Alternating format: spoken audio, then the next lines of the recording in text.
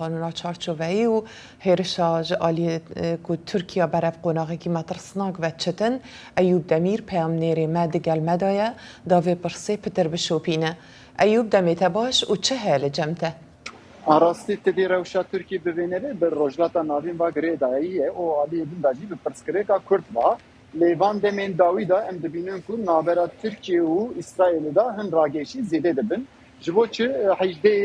gelawêj de yani di rojberê êrişên İsraîlê li ser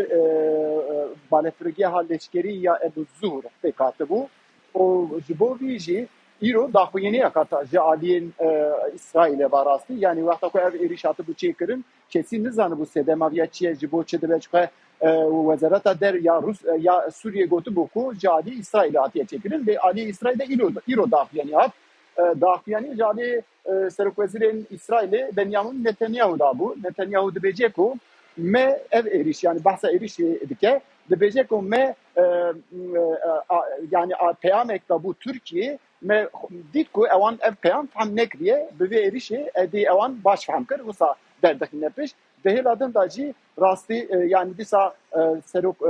em bêjin ofîsa Benyamin Netanyahu jî daxuyînek da got ku sedema vana çi ye sedem ev e ku Suriye meligel Suriye peymanek çêkiribû lê rastî Suriye serbiya zêde wisa nasekine nêzîkî Helebê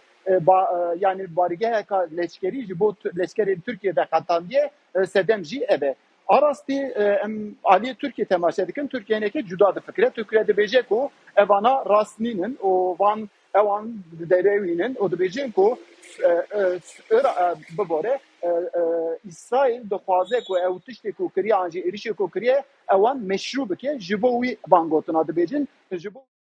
زور سپاس بو پیامنیری ما ایوب دمیر کو پتر روحنی خسته سر و بته حلبت تلویزیونا دنگ